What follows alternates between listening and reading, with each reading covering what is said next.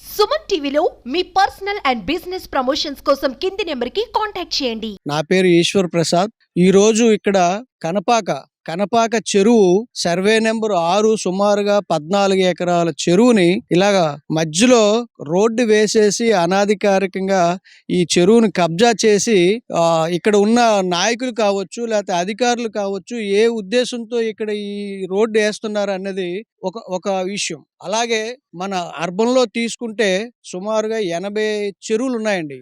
ఈ 80 చెరువులు ఎక్కడున్నాయో కనీసం అధికారులకు కానీ పాలకులకు కానీ ఎవరికీ తెలియదు. అందులో తీసుకుంటే గోకపేట చెరువు అండి, సర్వే నెంబర్ 9, సుమారుగా 9 ఎకరాలు చెరువు. అది బిట్ నెంబర్ 1. తర్వాత హైకోనేరు తీసుకుంటే, పెద్ద చెరువు తీసుకుంటే, దాసన్నపేట చెరువు తీసుకుంటే, అలాగే ఏది మన ధరంపూర్ చెరువు తీసుకుంటే, గోకపేట చెరువు కోసం మేము ఆల్రెడీ పోరాడుతున్నామండి. ఇలాగా ఇవన్నీ కబ్జా అయిపోతే మానవ మనుగడికి నీటి వనరులు కరువు అయిపోతే ఏ పొజిషన్లో ఉన్నామో మనం ఢిల్లీ, నోయిడాలో చూసాం, అలాగే బెంగళూరులో కూడా చూసాం. వీటి మీద ప్రత్యేకించి దృష్టి పెట్టి అధికారులు కానీ, అలాగే మన పాలకులు కానీ ఈ చెరువుల్ని రక్షించకపోతే మన మానవ మనుగడ దెబ్బతింటుందని మేము ఈ పోరాటం చేస్తున్నామండి. నా పేరు పెద్దగుళ్ళ వెంకట్రావు. నేడు ఈ విజయనగరం మున్సిపాలిటీ పరిధిలో ఏ మూలకెళ్ళినా ఒకనాటి చెరువులతో పుష్కలంగా కనిపించేది. నేడు ఎక్కడ చెరువులు ఉన్నాయనే పరిస్థితికి ఈరోజు విజయనగరం టౌన్ పరిస్థితికి వచ్చినందుకు చాలా బాధ అనిపిస్తుంది. దీనికి కారకులు ఎవరైనా చెప్పుకుంటూ పోతే ప్రతి ఒక్కరికి బాధ్యత ఉంది. చెరువుల కాపాడుకోవాల్సిన బాధ్యత ప్రతి పౌరుడికి, మానవ వనరులను కాపాడుకోవాల్సిన బాధ్యత ప్రతి ప్రాణికి ఉందని విధంగా తెలియజేస్తూ, అదేవిధంగా రానున్న రోజుల్లో ఇలా కబ్జా చేసుకుంటూ వెళ్ళిపోతే సాగునీరు, తాగునీరుకి చాలా ఇబ్బంది పడే పరిస్థితులు ఎదుర్కోవాల్సిన పరిస్థితి దగ్గరలోనే ఉందని తెలియజేస్తూ, అయితే ఈ కబ్జాకూరులో ఒక ధైర్యం ఏంటంటే మా వెనకతల ప్రజాప్రతినిధులు ఉన్నారనే ఒక చిన్న ధైర్యంతోనే ఈరోజు కబ్జాలు గురవుతున్నాయి అనడంలో ఎటువంటి సందేహం లేదు. ముఖ్యంగా నా రిక్వెస్ట్ ఏంటంటే ఎవరైతే అధికారులు కానివ్వండి, ప్రజాప్రతినిధులు కానివ్వండి, మన భవిష్యత్ తరాలను దృష్టిలో పెట్టుకొని దయచేసి ఎవరైతే కబ్జాలకు పాల్పడుతున్నారో అలాంటి వాళ్ళకి కొద్దిగా దూరంగా ఉండాలని, అలాంటి వీటిని వ్యతిరేకించాలని చెప్పేసి ఈ ప్రజాప్రతినిధులందరినీ రిక్వెస్ట్ చేస్తున్నాను. ఎప్పుడైతే ప్రజాప్రతినిధులు కానీ ఖచ్చితంగా ఉన్నట్లయితే ఖచ్చితంగా ఇది నిర్మూలన అవుతుంది, ఈ కబ్జాదారులు తగ్గించడం జరుగుతుంది. అంతే తప్ప ఇలాగే చూస్తూ పోతే మన పిల్లలు రానున్న భవిష్యత్ తరాలకు ఒకప్పుడు చెరువులు ఉండేవని చెప్పుకునే పరిస్థితికి దిగజారిపోతుంది అనడానికి ఎటువంటి సందేహం లేదు. కాబట్టి దీంట్లో ఒక ఉత్తరాంధ్ర చెరువుల పరిరక్షణ సమితి లేదా మరొకరో పోరాటం కాకుండా ప్రతి ఒక్కరిది బాధ్యత ఉంది. ఏ గ్రామానికి ఆ గ్రామం, ప్రతి ప్రజలు మన కళ్ళ ముందే జరుగుతున్నా చూస్తూ ఊరుకోవడం కాకుండా ఇది మన ఆస్తి, మన అందరి ఆస్తి అని చెప్పేసి ఎవరు కబ్జా చేసినా అడగవలసిన బాధ్యత ప్రతి ఒక్కరికి ఉందని తెలియజేసుకుంటూ నమస్కారం. విజయనగరం పట్టణంలో ఐకెనర్ గొట్టు చెరువు, అలాగే పద్మావతి నగర్లో ఉన్న చెరువుని మీరు ఆల్రెడీ చూస్తుండొచ్చు.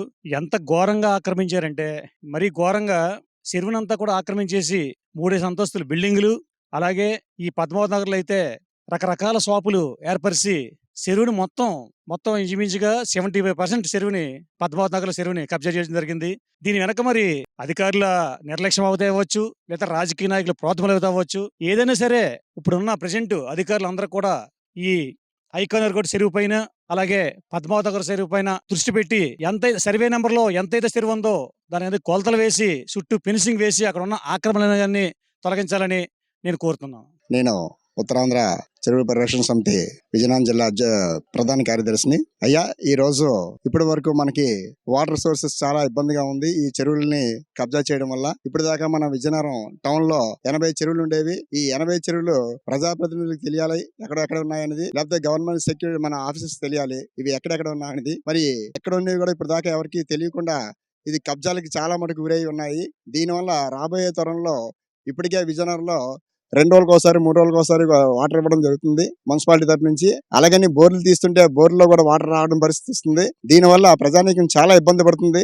మరి ఇవన్నిటికీ నిర్మూలన జరగాలంటే మనం ఉన్న చెరువులు మనల్ని పరిరక్షించుకోగలిగితేనే ఈ యొక్క నీటి సమస్య నుంచి మనం బయటపడతాం. మరి ఈ చెరువులన్నింటినీ కూడా ప్రస్తుతం అయితే కబ్జాలకు చాలా గురై ఉన్నాయి. ఈ కబ్జాలు గురైన అన్నింటినీ కూడా మనకి దీనికి ఈ యొక్క సెక్షన్ ఆఫీసర్ గా మనకి మున్సిపల్ కమిషనర్ గారికి ఈ యొక్క విషయం తెలియాలి. మరి దీన్ని తేల్చే వరకు కూడా మా ఉత్తరాంధ్ర పరిరక్షణ సమితి నుంచి ఈ పోరాటాలు చేస్తూనే ఉంటామని మీ ప్రజాప్రతినిధి దీనికి మీడియా ద్వారా మీకు తెలియజేస్తున్నాను. నా పేరు గోపాలరావు, ఉత్తరాంధ్ర చెరువుల పరిరక్షణ సమితి విజయనగరం జిల్లా అధ్యక్షుని మాట్లాడుతున్నాను. ఈ రోజు ఎక్కడా లేని విధంగా ఆంధ్రప్రదేశ్ లో విపరీతంగా చెరువులు కబ్జాలు జరుగుతున్నాయి. దీని మీద ఉత్తరాంధ్ర చెరువుల పరిరక్షణ సమితి చెరువుల రక్షణ కోసం అనేక విధాలుగా ప్రయత్నం చేస్తున్నాం. ఇప్పటికే గోకపేట చెరువు గాని, కనపాక చెరువు గాని, ఎర్ర చెరువు, నల్ల చెరువు, పెద్ద చెరువు, జిల్లా అర్బన్ మున్సిపాలిటీ పరిధిలో ఉన్న 80 చెరువుల్ని దారుణంగా ఎవరికి అవకాశం ఉంటే వాళ్ళు కబ్జాలు చేయడం, దానికి అధికారులు అండగా ఉండడం, ప్రజాప్రతినిధులు కూడా ఓట్ల కోసం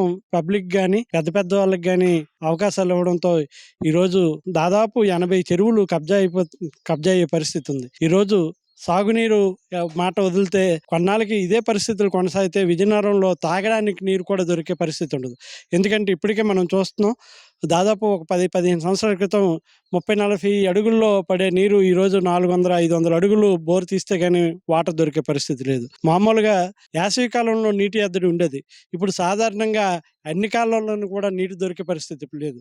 ఇవన్నిటికీ భూగర్భ జలాలు అంతరించడానికి కారణం చెరువుల కబ్జాలుగా మేము గుర్తిస్తూ ఈ చెరువులన్నిటిని రక్షించవలసిన కీలకమైన జిల్లా కలెక్టర్ గారు కానీ, ఆర్డీఓ గారు కానీ, మున్సిపల్ కమిషనర్ కానీ, ఎంఆర్ఓలు కానీ మత్తు నిద్ర వదిలి ఎక్కడైనా ఈ చెరువులకి రక్షణ కల్పించడానికి ప్రయత్నం చేయండి. జిల్లా అధికారులే ఎవరో ఏం చేస్తారని భయపడిపోతే సాధారణ పౌరులు ఏ విధంగా రియాక్ట్ అవ్వగలరో ఆలోచించాలి.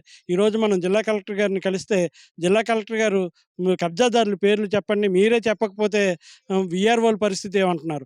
విఆర్ఓలకి రక్షణ కల్పించవలసిన బాధ్యత జిల్లా కలెక్టర్ గారికి లేదా?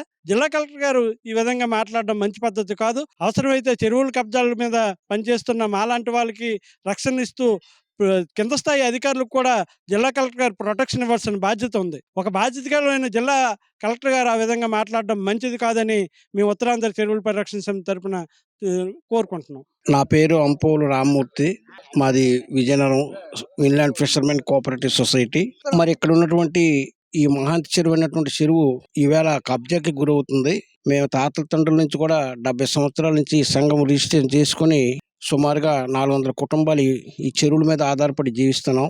ఈవేళ మరి ఈవేళ చెరువులన్నీ కబ్జా చేసి మరి విస్తీర్ణం తగ్గిపోయి మా యొక్క వృత్తికి, మా యొక్క జీవనోపాధికి కూడా ఆటంకం కలుగుతుంది, ఇబ్బంది పడుతున్నాం. మరి అలాగే మొన్న ఇక్కడ ఉన్నటువంటిది ట్రాక్ వేసారు, వాళ్ళు మేము అడిగితే అవి తీసారు.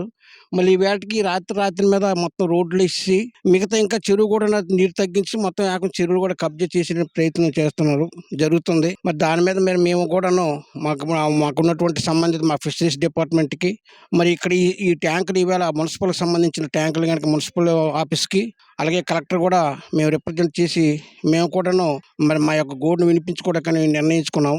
దాన్ని బట్టి మాకు గవర్నమెంట్ వారు మరి అధికారులు కూడా మాకు రక్షణ కల్పించి మా జీవనోపాధికి అవకాశం కల్పిస్తారని మరి మీ ఈ యొక్క టీవీ ద్వారా నేను మాట్లాడుతున్నాను.